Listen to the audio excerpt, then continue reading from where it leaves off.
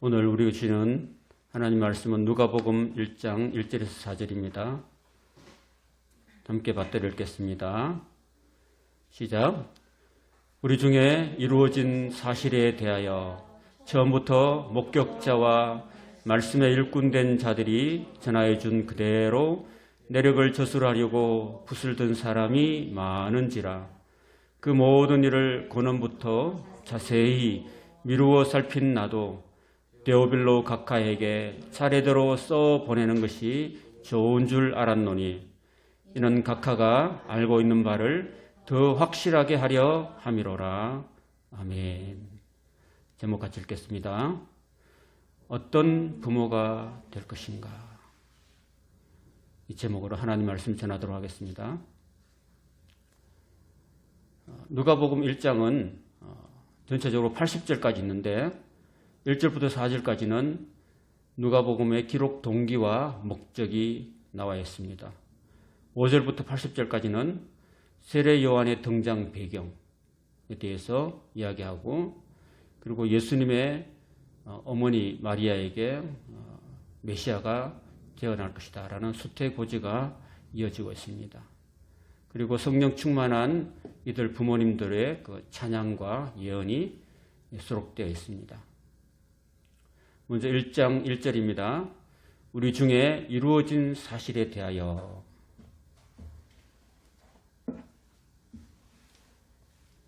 2000년 전에 이 땅에 오셨던 예수님의 사건은 누구도 거부할 수 없는 역사적 사실임을 누가는 가장 서두에 언급하고 있습니다. 실화를 영화로 만든 예수는 역사다라는 그런 영화가 있습니다. 이 영화의 주인공인 리라는 사람은 아주 똑똑해서 명문대를 졸업하고 신문 기자를 하면서 주위로부터 인정받습니다. 그런데 어느 날 가족끼리 레스토랑에서 식사하다가 갑자기 기도가 막혀서 딸이 죽을 뻔했는데 어느 크리스찬 간호사의 도움으로 생명을 건지게 되고, 그녀의 간증에 감동을 받아서 그의 아내와 딸이 먼저 예수님을 믿게 되었습니다. 리는 무신론자였기 때문에 가족이 예수를 믿는 것을 탐탁지 않게 여기고 어떻게 하든 그의 아내와 딸을 예수에게서 건져내기 위해서 자신의 모든 것을 걸고 예수의 사건이 허구임을 밝혀내기 위해서 온 미국을 다니면서 백방으로 취재하고 과학자, 물리학자, 의학자, 심리학자 등 최고의 전문가들을 찾아가서 상담하고 많은 조언을 구했습니다. 그러나 결국 그가 원하는 결론을 얻지 못하고 그가 얻었던 결론은 결국 예수는 역사다라는 그런 사실을 깨닫고 하나님이 살아계심을 인정하게 됩니다. 그리고 그 예수님을, 그렇게 반대했던 그 예수님을 자신이 영접하게 되고, 또 영접할 뿐만 아니라 목회자가 되어서 오히려 예수님을 반대했던 사람이 예수님을 전하는 사람이 되었다는 실화입니다. 누가복음은 예수님의 사건이 창세기부터 말라기까지 구약 성경의 예언과 약속의 성취로 역사 속에 이 세상에 오셨다는 변하지 않는 이 사실을 가장 앞세워서 강조합니다. 2절입니다. 처음부터 목격자와 말씀에 일꾼된 자들이 전하여준 그대로 내력을 저술하려고 붓을 든 사람이 많았다. 사실에 대한 가장 강력한 증거는 목격자입니다. 사도 바울은 그 목격자들을 고린도전서 15장에서 언급합니다. 게바, 12제자, 500여 형제에게 일시에 나타나셨고, 다음 주님의 동생 야고보, 그 다음에 모든 사도들, 그 다음에 마지막으로 사도 바울 자신에게 나타나셨다고 기록합니다. 이들을 목격자에 의해서 입으로 전해져오는 예수님의 이야기를 더 오래 보존하고 그리고 후세에 전하기 위해서 문서로 남기려는 저술가들이 많았습니다. 그 중에 마가와 마태도 있었습니다. 이렇게 저술가들이 많으면은 자기는 안 써야 되는데 왜 저자가 굳이 누가복음을 기록했느냐 하면은 당시 가장 먼저 기록되었다고 전하는 마가복음에는 예수님의 이야기가 많이 빠지고 축약되어 있습니다. 그리고 마태복음은 사건을 장르별로 묶어서 한 곳에 모아놨기 때문에 두서가 없었습니다. 그래서 누가는 이러한 앞서 기록한 복음서들을 읽고 만족하지 않았습니다. 그래서 좀 더 예수님의 사건을 빠짐없이 체계적이고 순서에 맞게 구성해서 이 글을 읽는 독자에게 믿음을 확실하게 하려는 의도로 썼다라는 것입니다. 3절은 누가복음이 어떤 서술 방식을 취하고 있는지를 말하고 있습니다. 그 모든 일을 근원부터 자세히 미루어 살핀 나도 데오빌로 각하에게 차례대로 보내는 것이 좋은 줄 알았다. 이 누가복음이라는 편지의 서술 방식을 이렇게 말하고 있습니다. 첫 번째는 모든 일을 살폈다고 합니다.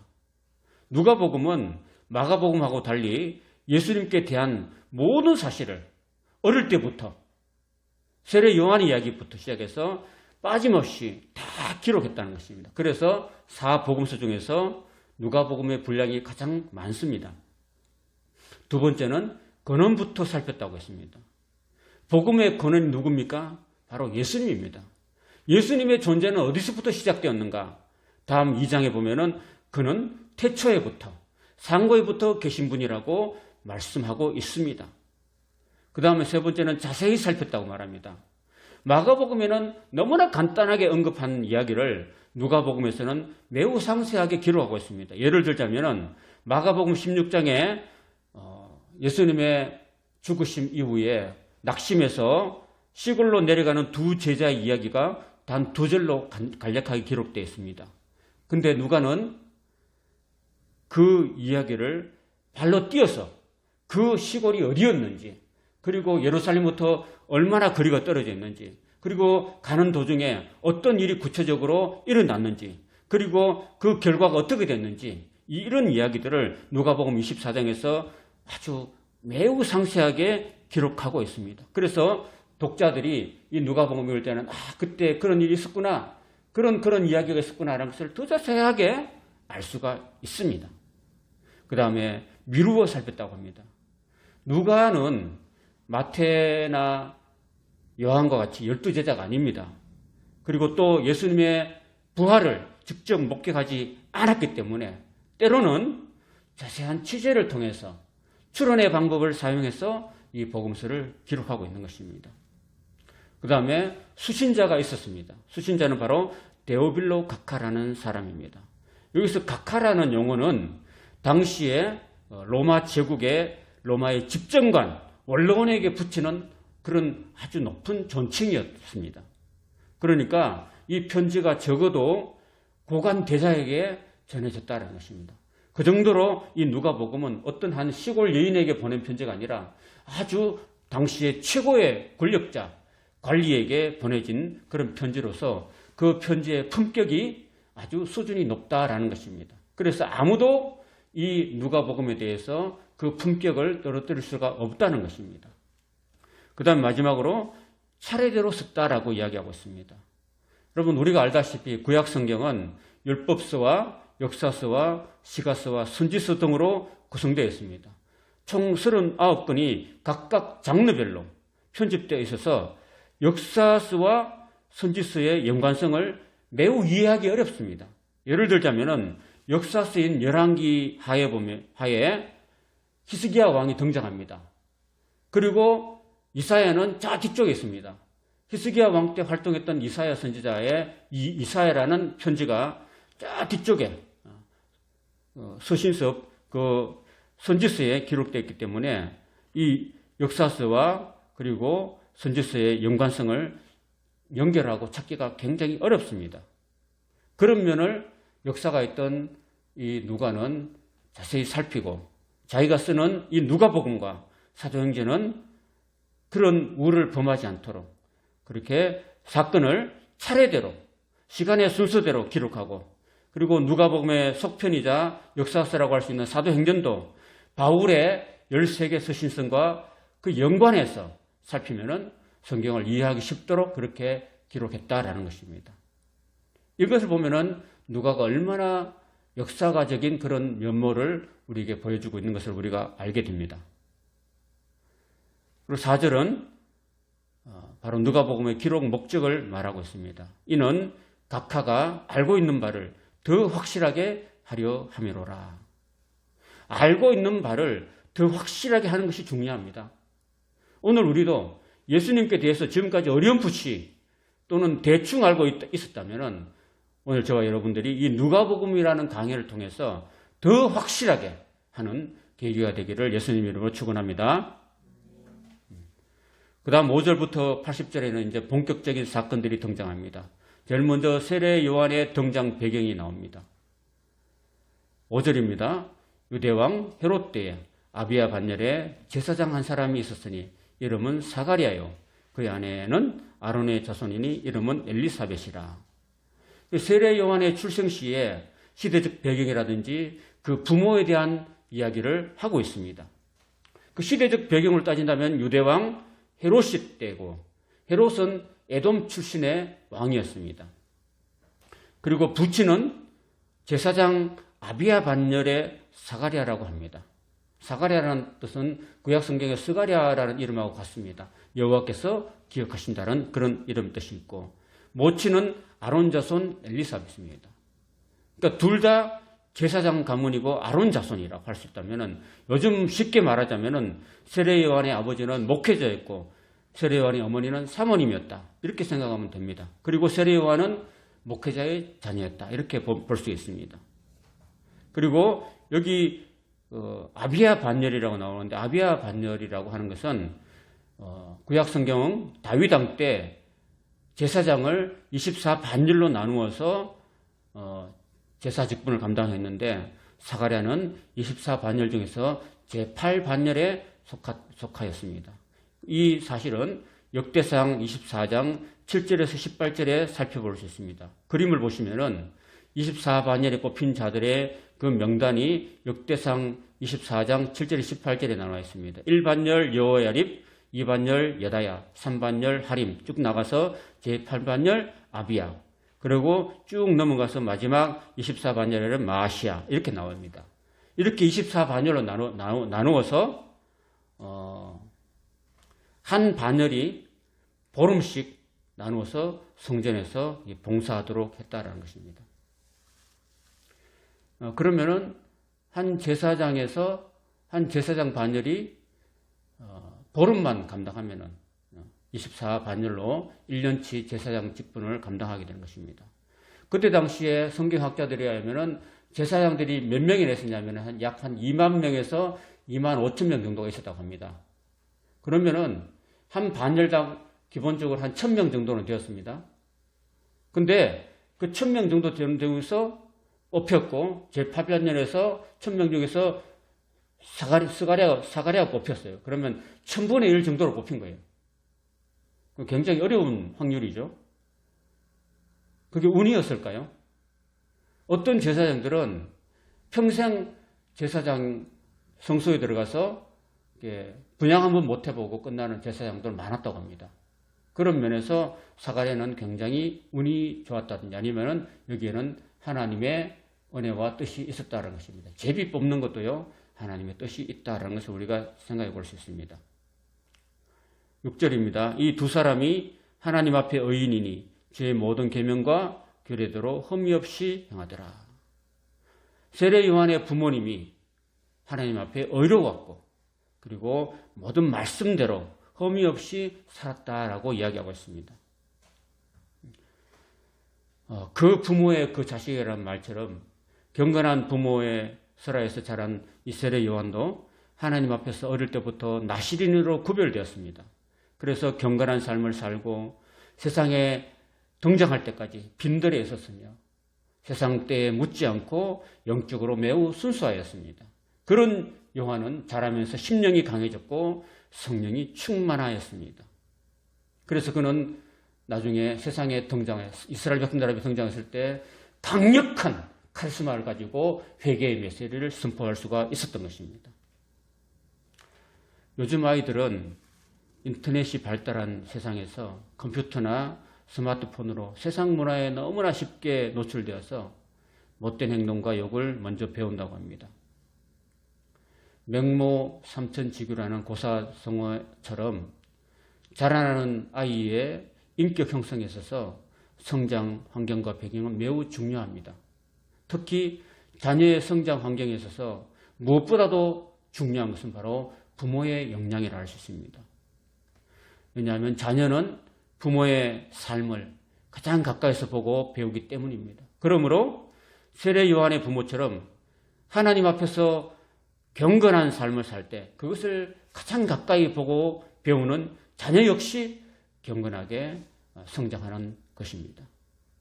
하나님께서는 왜 많고 많은 사람들 가운데 이렇게 경건한 부모에게서 세례 요한이 태어나게 하셨는가를 우리는 꼭 생각하고 넘어가야 합니다.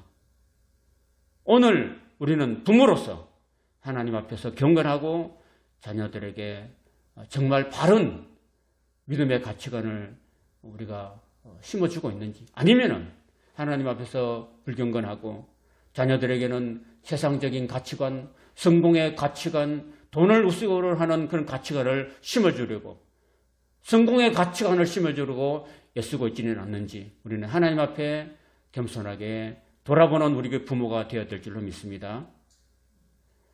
한 10년 전에 이런 농담이 유행했습니다. 자녀가 한두 살 때 엄마 아빠 하면은 천재인 줄 알고 우유를 먹여도 아인슈타인 우유만 먹입니다. 아인슈타인처럼 천재로 쭉 자라서 하버드나 예일대로 들어가라는 부모의 바람입니다. 초등학교 들여보내서 다른 아이들과 비교해 보니 아인슈타인처럼 천재는 아닌 게 드러납니다. 그래서 부모는 괴롭지만은 아인슈타인 우유를 포기하고 서울 우유로 바꿉니다. 서울대학 꿈을 포기하지 않은 채 6년 동안 자녀에게 서울 우유를 쭉 먹였는데도 중학교 가서 시험을 쳐보니까 다른 학생들과 비슷한 성적을 내면은 부모는 괴롭지만은 서울 우유를 포기하고 연세 우유로 바꿔 먹입니다. 머리 나쁜 자녀의 능력은 생각하지 않고 명문대학에 입학에 대한 미련을 못 버린 부모의 애절한 선택입니다. 그런데 연세 우유를 고교 졸업까지 쭉 먹이면 좋겠는데 자녀가 하라는 공부는 안 하고 컴퓨터 게임에 빠져 있거나 딸아이가 공부보다 몸치장에만 정신을 팔면은 부모는 아픈 마음을 가지고 눈물을 머금고 건국 우유로 바꿉니다. 인서울에 있는 대학이라도 꼭 보내고 싶은 그런 부모의 몸부림이죠. 자녀가 고교 3년 내내 머리에 불이 나도록 공부해도 대학에 들어가기 힘든데 책상에 앉아있기보다는 딴짓이나 하고 바깥으로 돌아다니면 부모는 결국 마지막으로 이런 우유를 선택합니다. 저지방 우유. 지방 대학만은 저지하고 싶은 부모의 간절한 바람이랍니다. 이런 농담들이 전부터 유행하고 있습니다. 이런 것은 다 부모가 자식들에게 세속적인, 세상적인 성공의 가치관을 가지고 자녀를 대하는 그런 우라고 할 수 있습니다. 더 나아가서 이런 이야기가 있습니다. 김성묵 씨가 지었던 아버지 사랑합니다 라는 책에 아버지의 역할이, 부모의 역할이 얼마나 중요한가 하는 것을 궁예, 견훤, 왕건은 이야기를 통해서 잘 설명하고 있습니다. 첫 번째, 궁예는 왕족으로 태어났습니다. 그러나 불행히도 아버지 없이 버려져 자랐습니다. 궁예는 혼자 역경을 헤치고 힘겹게 왕이 되었지만은 그는 어릴 때부터 마음속에 심어졌던 그 의심과 끊임없는 불신으로 주변 사람들과의 관계를 깨뜨려 나갔습니다. 그런 의심을 가지고 관심법까지 만들었다고 합니다. 궁예는 능력이 있지만은 주위 사람을 믿지 못했기 때문에 결국 자신도 모든 사람을 잃고 끝내 자기 아내와 자녀까지 죽이고 비참한 최후를 맞았습니다. 두 번째, 견훤입니다. 이 사람은 평민 출신으로 후백제의 왕이 된 걸출한 인물이었습니다. 그러나 그에게는 평생 도움이 안 된 아버지 아자게가 있었습니다. 술과 여자를 좋아한 아자게는 아들 견훤의 발목을 중요한 순간마다 잡았습니다. 권위주의적이고 변덕이 심한 아버지 아자게에 대한 분노 때문에 견훤의 성격은 불같이 변했습니다. 무서운 성격으로 변한 견훤을 주변의 신하들이 하나둘씩 다 떠나갔습니다. 견훤은 심지어 아들 신금에까지 배반당하고 나라도 혼란에 빠지고 결국 왕건에게 기순하고 말았습니다. 마지막으로 고려를 창건한 왕건의 아버지는 달랐다고 합니다. 왕건의 아버지는 어린 왕건을 데리고 다니면서 사람 사귀는 법과 세상 사는 지혜를 가르쳤습니다.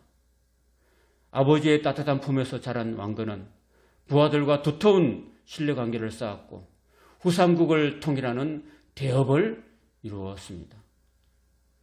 더 나아가서 왕중왕이신 우리 예수님도 하나님 아버지와 절대적인 신뢰와 사랑의 관계를 잃지 않았습니다. 하나님 아버지는 그 아들 예수님이 세례를 받을 때 그리고 변화상에서 변화될 때 이런 말씀을 하십니다. 너는 내 사랑하는 아들이요 내 기뻐하는 자라. 너희는 그의 말을 들어라. 이렇게 하나님 아버지는 아들 예수님을 적극적으로 신뢰해 주셨고 끊임없이 사랑해 주셨습니다. 아들 예수님도 십자가에 숨을 거두는 순간에도 아버지를 의지하고 사랑했습니다. 아버지, 내 뜻대로 마시고 아버지 뜻대로 되기를 원합니다. 십자가에 죽는 운명하는 그 순간에도 이런 기도를 드리십니다. 아버지, 내 영혼을 아버지의 손에 부탁합니다. 그래서 아들 예수님은 인류 구원의 그 대업을 완수할 수가 있었습니다. 현대사에 보면은 미국인 딕과 릭이 있었습니다. 그 딕과 릭은 아버지와 아들 사이입니다. 릭은 엄마의 태중에서 나올 때 탯줄이 목에 감겨서 뇌의 산소 공급이 중단되어서 뇌성마비와 전신마비로 태어났습니다. 식물인간인 릭을 의사들의 말을 따르지 않고 아버지 딕은 포기하지 않았습니다. 그렇게 전신마비로 식물인간으로 자라던 릭이 15살 되던 때에 그는 컴퓨터를 배워서 컴퓨터 글씨로 아빠, 저 달리기 대회에 나가고 싶어요. 아빠랑 같이 달리고 싶어요. 이렇게 했다는 것입니다. 그 말을 듣고 아빠 딕은 다니던 직장을 그만두고 아들과 8km 자선 달리기 대회에 참가했습니다. 결과는 끝에서 두 번째로 골인했습니다. 그때 아들 릭은 이렇게 말합니다. 아빠, 오늘 난생 처음으로 제 몸에서 장애가 사라진 것 같아요. 이후에 이들 부자는 42.195km의 마라톤을 64차례나 완주했다고 합니다. 단축 3종 경기를 206회나 완주했고 그리고 6,000km의 미국 대륙을 횡단하였습니다. 이렇게 아버지와 아들이 굉장히 돈독했습니다. 아들은 보스턴 대학교 특수교육학과 컴퓨터 전공 박사가 되었습니다. 아들 릭은 이렇게 아버지한테 말합니다. 아버지는 내 꿈을 실현시켜 주었습니다. 아버지는 내 팔과 다리이며 영감의 원천이고 내 인생뿐만 아니라 다른 힘든 사람들, 또한 희망의 삶을 살도록 이끌어 주었습니다. 이렇게 감사의 고백을 하였습니다. 훌륭한 자녀 뒤에는 훌륭한 부모가 있다. 그런 말이 있지 않습니까? 세례 요한이 땅에서 큰 자가 되고 수많은 사람들을 하나님께로 돌아오게 했던 그 뒷면에는 바로 훌륭한 세례 요한의 부모가 있었다는 사실을 기억하기를 바랍니다. 오늘 우리도 자녀를 둔 부모로서 훌륭한 부모가 되기를 예수님의 이름으로 축원합니다. 7절 읽겠습니다. 엘리사벳이 잉태를 못함으로 그들에게 자식이 없고 두 사람의 나이가 많더라. 경건한 세례 요한의 부모에게도 아킬레스건이 있었는데 그것은 늙도록 자식이 없었다는 것입니다. 하나님께서 그들에게 나이 많도록 자식을 주시지 않았기 때문에 그들에게는 말 못할 아픔이 있었습니다. 그렇다면 왜 하나님께서는 이렇게 두 사람이 경건하게 삶에도 불구하고 나이가 많도록 자식을 주시지 않으셨습니까? 여기도 하나님의 뜻이 있습니다. 첫 번째, 하나님께서는 이들에게 자식을 주시면서 하나님께 나신인으로 바치도록 인도하셨습니다. 그래야지만이 하나님께서는 그 자녀를 하나님의 일꾼으로 사용할 수가 있었기 때문입니다. 두 번째, 그것은 인간의 힘으로 한계가 왔을 때 인간 자신의 무력함을 깨닫고 오직 하나님을 의지하고 믿을 때 하나님께서는 그 기도를 들으시고 그 기도에 놀랍게 응답하시고 역사하신다는 사실을 가르쳐 주기 위함이었습니다. 창세기에 나오는 100세 된 아브라함과 90세 된 사라에게 이삭을 주신 경우도 같은 경우였습니다.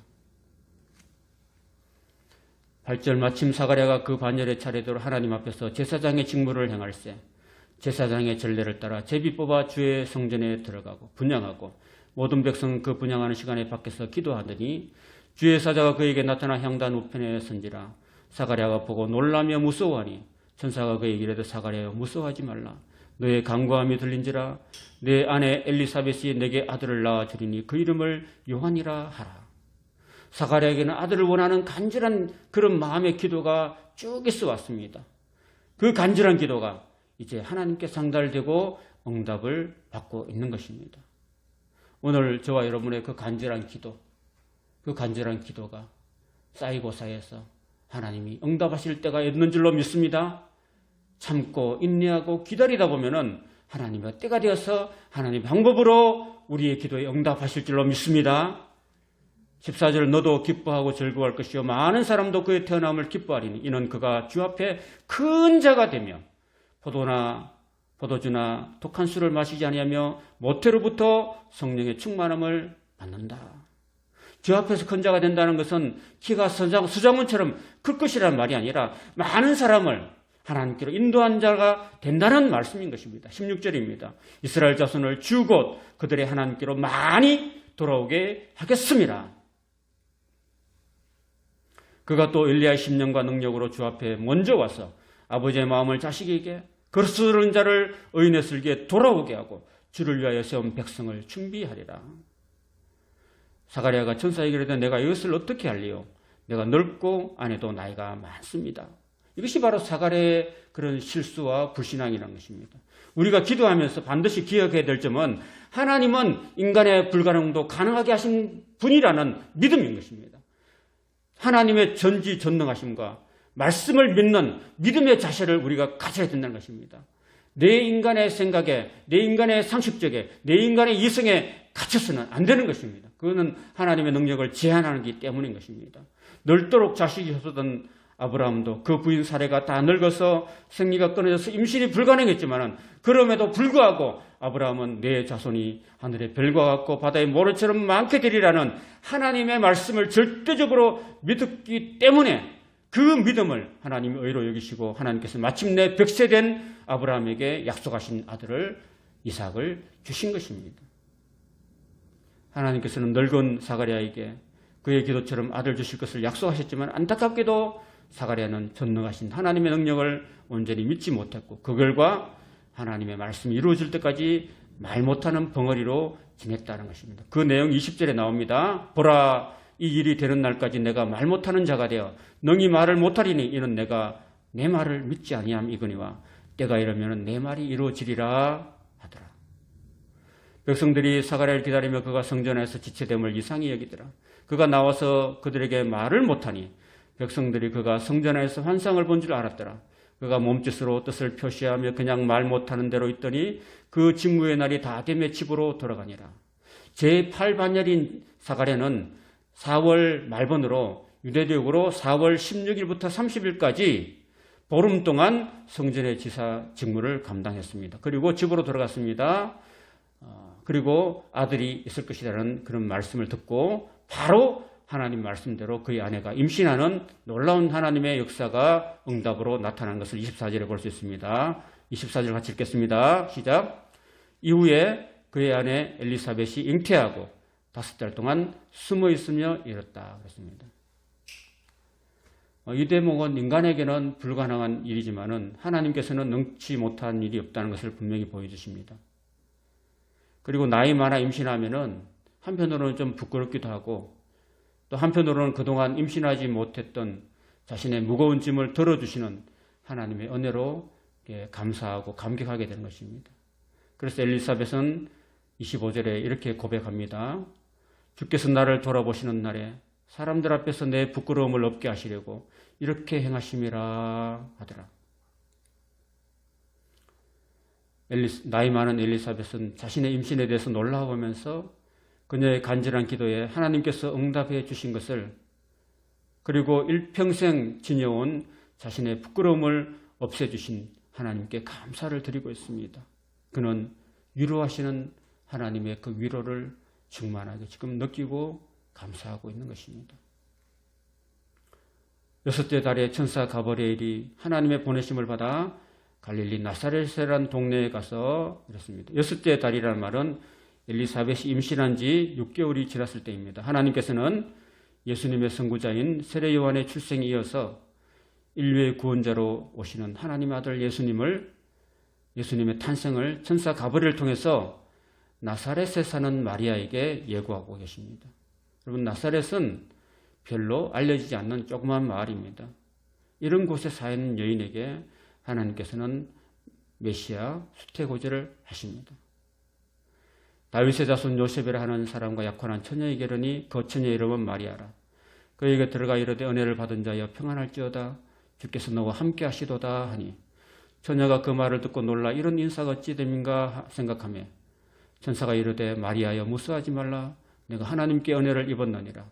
보라 내가 잉태하여 아들을 낳으리니 그 이름을 예수라 하라. 그가 큰 자가 되고 지극히 높으신 이의 아들이라 일컬어질 것이요 주 하나님께서 그 도상 다윗의 왕위를 그에게 주시려니 영원히 야곱의 집을 왕으로 다스릴 것이며 그 나라가 무궁하리라. 하나님의 나라가 예수님의 나라가 영원하다는 말씀을 하십니다. 마리아가 천사에게 말하되 나는 남자를 알지 못하니 어찌 일이 있으리까. 천사가 대답하여 이르되 성령이 내게 임하시고 지극히 높으신 이의 능력이 너를 덮으시리니 이러므로 나실 바 거룩한 이는 하나님의 아들이라 일컬어지리라. 보라 내 친족 엘리사벳도 늙어서 아들을 배웠느니라. 본래 임신하지 못한다고 알려진 이가 이미 6달이 되었나니 대저 하나님의 말씀은 능치 못하심이 없느니라. 천사가 이 말씀을 하신 것은 사가랴가 천사를 통해 주시는 하나님의 말씀을 믿지 못해서 벙어리가 된 것을 염두에 두신 겁니다. 그것을 아는 마리아는 하나님의 말씀을 믿음으로 잘 받아들였습니다.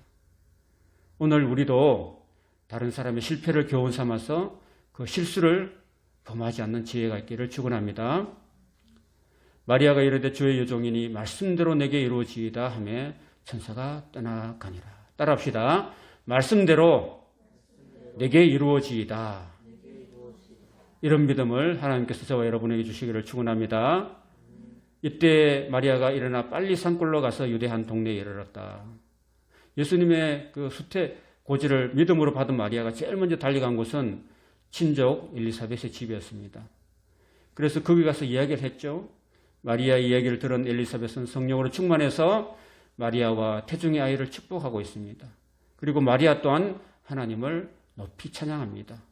마리아는 거기서 석 달 정도를 머물렀습니다.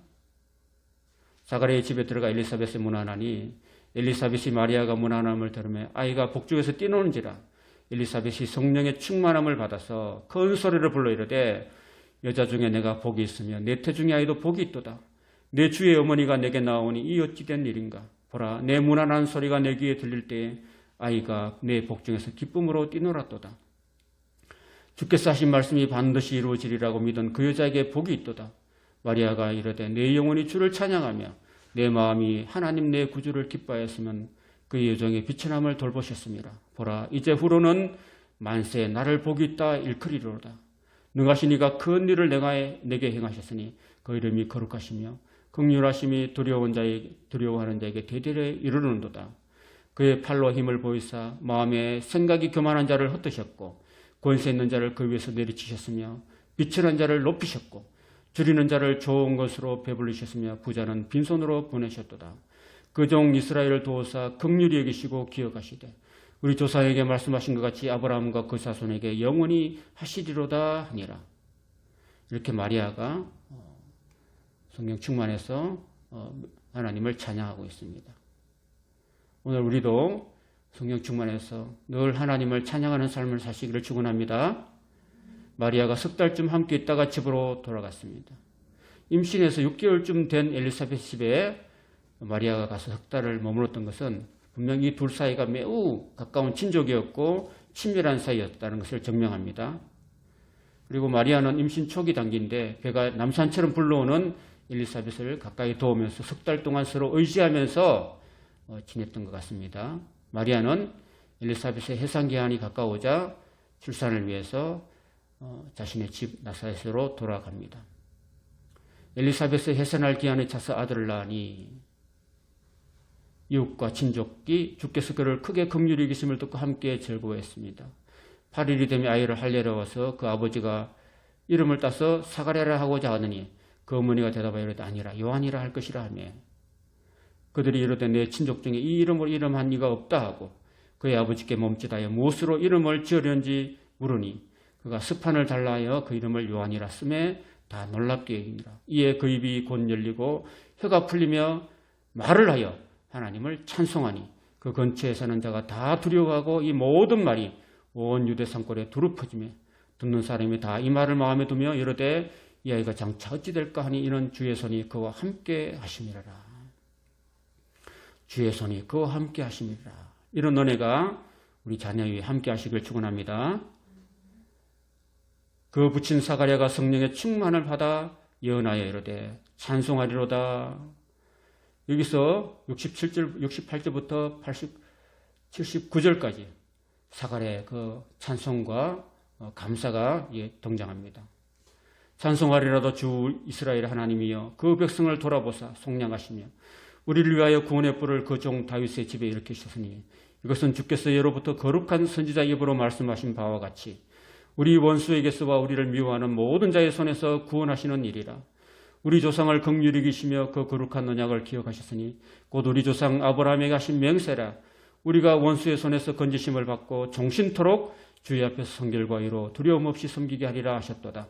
이 아이여 내가 지극히 높으신 이의 선지자라 일컬음을 받고 주 앞에 앞서가서 그 길을 준비하여 주의 백성의 그 죄사함으로 말미암은 구원을 알게 하리니 이는 우리 하나님의 긍휼로 인함이라. 이로써 돋는 해가 위로부터 우리에게 임하여 어둠과 죽음의 그늘에 앉는 자에게 비치고 우리 발을 평강의 길로 인도하시리로다 하니라. 여기까지가 아버지 사가랴의 그 찬양입니다. 마지막 80절입니다. 아이가 자라며 심령이 강해지며 이스라엘에게 나타난 날까지 빈들에 있으니라. 이렇게 세례 요한의 등장과 심령이 강해져가는 모습을 보입니다. 그것은 빈들에 있으며 세상에 때가 묻지 않는 순수하고 강한 심령에서 오는 영적인 능력이라 할 수 있습니다. 그럼 그 능력을 힘입어서 강력한 회개의 메시지를 온 이스라엘에 선포함으로써 많은 백성들을 하나님께로 돌아오게 하였습니다. 이렇게 세례 요한의 이야기가 1장에 가득 차 있습니다. 말씀을 정리합니다. 누가는 예수님의 십자가와 부활에 대한 체계적인 설명을 통해서 데오빌로 각하에게 확고한 믿음을 심어주고자 했습니다. 오늘 우리 자신도 복음을 확실히 깨닫고 이웃에게 잘 전해서 이웃이 하나님께로 돌아올 수 있도록 힘쓰는 삶을 사시기를 바랍니다. 하나님께서는 사가랴와 엘리사벳처럼 의롭고 말씀에 흠이 없는 부모를 통해서 세례요한이 태어나게 하셨습니다. 세상적인 욕심이 가득한 그런 사람으로 키우는 것이 아니라 순수하게 심령이 강한 그런 사람으로 키워나갔습니다. 그래서 그런 사람을 통해서 하나님께 받침을 통해서 이스라엘을 하나님께 이끄는 전도자가 되게 하셨습니다. 오늘 우리도 사가랴와 엘리사벳 같은 훌륭한 부모가 되기를, 자녀에게 선한 영향력을 미치는 부모가 되기를 축원합니다. 엘리사벳, 마리아, 사가랴는 성령 충만하여서 하나님께 찬양을 올려드렸습니다. 오늘 우리도 우리를 위해서 죽으시고 부활하시고 성천하시고 다시 오실 그 예수님의 놀라운 은혜를, 하나님의 사랑을 성령 충만을 받아서 찬양하고 전하고 영광 돌리는 삶을 살기를 축원합니다. 하나님께서 사가랴와 엘리사벳, 마리아에게 원하신 것은 바로 하나님을 의지하는 믿음이었습니다. 믿음이라는 것은 나의 생각과 이성과 상식을 뛰어넘어서 하나님의 전능하심을 믿는 것입니다. 인간의 한계에 이를 때까지 하나님은 기다리십니다. 그 한계 상황에서 하나님은 인간의 무력함을 깨닫게 하시고 겸손하게 하시고 하나님을 의지하고 믿게 하셔서 그 믿을 때에 비로소 놀라운 일을 행하신다는 것을 우리에게 가르쳐 주십니다. 우리 찬양하겠습니다. 주가 일하시네 찬양하겠습니다.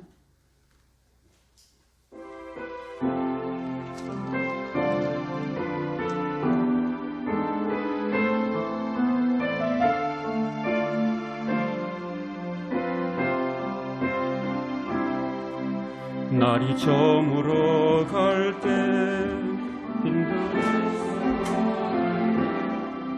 그때가 하나님의 때, 내 힘으로 안 될 때, 빈손으로 걸을 때 내가 고백해 여호와 이래. 날이 저물어 갈 때, 빈들에서 걸을 때 그때가 하나님의 때, 내 힘으로 안 될 때, 빈손으로 걸을 때 내가 고백해 여호와 이래. 주가 일하시네, 주가 일하시네, 주께 아끼지 않는 자에게. 주가 일하시네, 주가 일하시네, 신뢰하며 걷는 자에게. 우리 모인 이곳에 주님 함께 계시네, 누리네 아버지 은혜.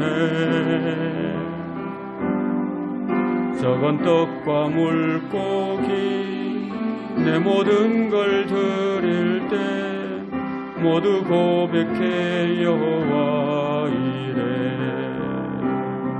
우리 모인 이곳에 주님 함께 계시네, 누리네 아버지 은혜. 적은 떡과 물고기 내 모든 걸 드릴 때 모두 고백해 여호와 이래. 주가 일하시네, 주가 일하시네, 주께 아끼지 않는 자에게. 주가 일하시네, 주가 일하시네, 신뢰하며 걷는 자